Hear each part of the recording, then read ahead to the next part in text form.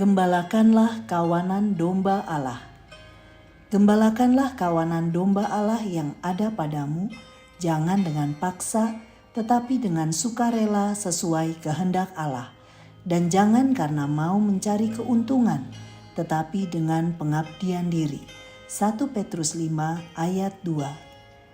Sahabat Iktus, jabatan tertentu di kantor swasta atau instansi pemerintah sering menjadi rebutan karena jabatan itu biasanya menjanjikan keuntungan materi. Bagaimana dengan jabatan dalam pelayanan di gereja? Bergantung dari bagaimana sikap pelayan itu sendiri. Ia bisa saja melihat pelayanan sebagai tempat mencari keuntungan, tetapi bisa juga melihatnya sebagai kesempatan untuk mengabdi kepada Tuhan.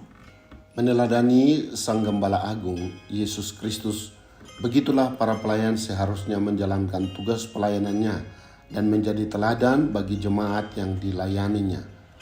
Rasul Petrus sebagai pemimpin jemaat menasihati para pelayan Tuhan agar melaksanakan tugas pelayanan dengan menempatkan diri sebagai gembala dan menempatkan jemaat sebagai kawanan domba yang memerlukan pemeliharaan secara rohani. Gembalakanlah kawanan domba Allah merupakan perintah penggembalaan jemaat dengan beberapa prinsip. 1. Jangan dengan paksa tetapi dengan sukarela. Rasul Petrus menasihati para pelayan jemaat untuk tidak melayani dengan terpaksa. Segala sesuatu yang dilakukan secara terpaksa atau dipaksa hanya akan dikerjakan secara formalitas, malah cenderung dilakukan dengan sembrono. Sikap terpaksa dilakukan oleh seorang gembala upahan, tetapi pelayan yang baik tidak undur karena tantangan.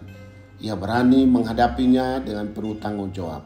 Bandingkan Yohanes 10 ayat 11-13. 2. Jangan karena mau mencari keuntungan, tetapi dengan pengabdian diri. Rasul Petrus memperingatkan akan tabiat dosa yang dapat melekat dalam diri seorang pelayan. Hanya bila seorang tinggal dalam Kristus, ia dapat lepas dari tabiat dosa dan motivasi yang salah dalam pelayanan.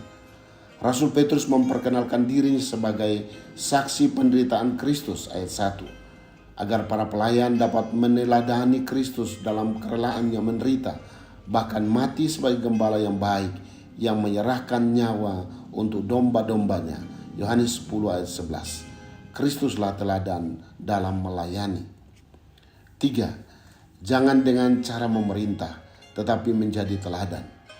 Para pelayan seringkali terjebak untuk melakukan pelayanannya dengan cara memerintah. Dapat diartikan menjalankannya dengan kekuasaan atau bersikap sebagai tuan. Inilah perbedaan kepemimpinan dunia dan kepemimpinan di dalam Kristus. Barang siapa ingin menjadi besar di antara kamu, hendaklah ia menjadi pelayanmu. Dan barang siapa ingin menjadi terkemuka di antara kamu, hendaklah ia menjadi hambamu. Matius 20 ayat 26 dan 27. Sahabat Iktus yang dikasihi Tuhan, apakah aku telah mengambil bagian dalam pelayanan secara sukarela sebagai ungkapan syukurku kepada Tuhan? Adakah motivasi yang tidak benar dalam pelayanan yang aku lakukan? Sudahkah aku menjadi teladan dalam kehidupanku di tengah-tengah jemaat?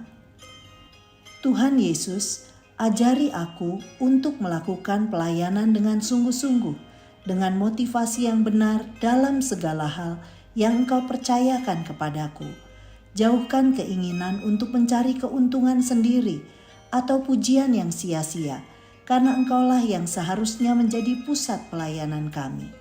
Aku pun berdoa untuk setiap pemimpin rohani yang Tuhan percayakan untuk melayani, agar menjadi teladan dalam segenap kehidupannya.